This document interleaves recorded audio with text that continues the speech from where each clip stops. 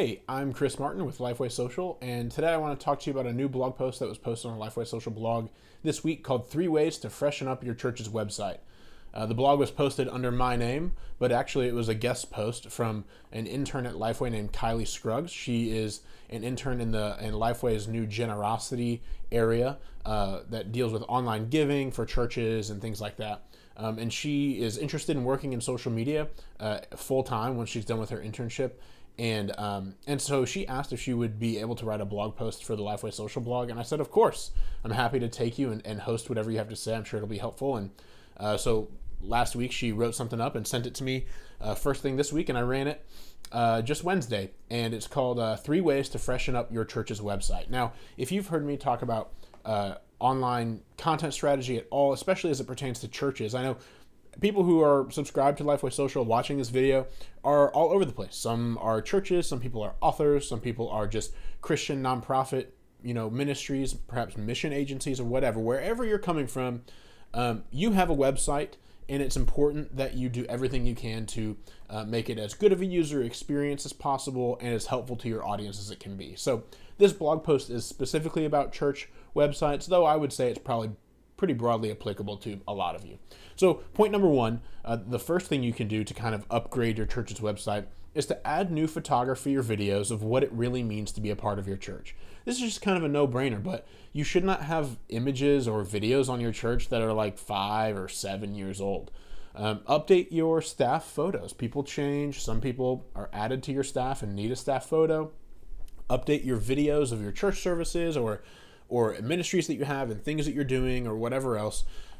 Just update your media. Maybe once a year, go through and update some stuff. You don't need to update everything once a year, but maybe just get in a routine, put it on your calendar. Hey, it's time to check into new video, time to check into new photos or whatever else. Just set a reminder for yourself and handle it that way.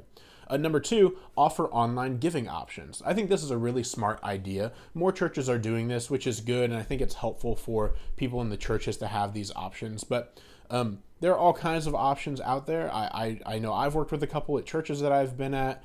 Lifeway has a new one called Generosity by Lifeway, which is great.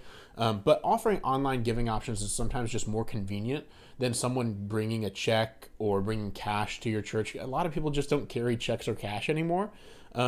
And some people prefer to physically put stuff in the offering bucket or the offering plate because it reminds them that they're giving this up. And if they just have it subtracted from their bank account, it doesn't feel as sacrificial. So totally, I wouldn't say replace physical giving, but because some people just don't carry cash or check anymore or things like that, offering online giving options can be really valuable. My wife and I, that's how we give to our church. So that's another option, a nice little upgrade you can add to your site. And then third, create a church blog. Now look, I have advocated for dozens of church blogs over the years. I think a church blog is one of the most helpful things a church can do for its members and its community. It allows you to tell the story of your church. It allows you to tell the community what you're doing. To let people know that there's more than just what goes on Sunday mornings when the worship band's playing and the pastor's preaching and all that kind of stuff. And it can be a great way for you to have companion content to the sermon on Sunday morning or whenever you have church, Sunday morning, Saturday evening, whatever.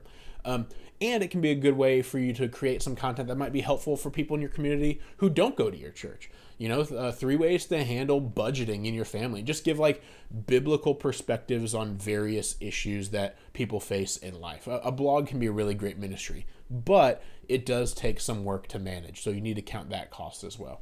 Those are just 3 kind of basic ways to upgrade your church's website. There are obviously a dozen things you could do to upgrade your church's website, but it is important that you have one. 100% super important. If you do not have one, find someone to build one for you. I don't care if it's just someone in your church or whatever. You need a church website. And if you already have one, check out the blog post. I'll link it in the YouTube video description for some ways that you might be able to upgrade yours. I hope you have a great week, and I'll talk to you again soon.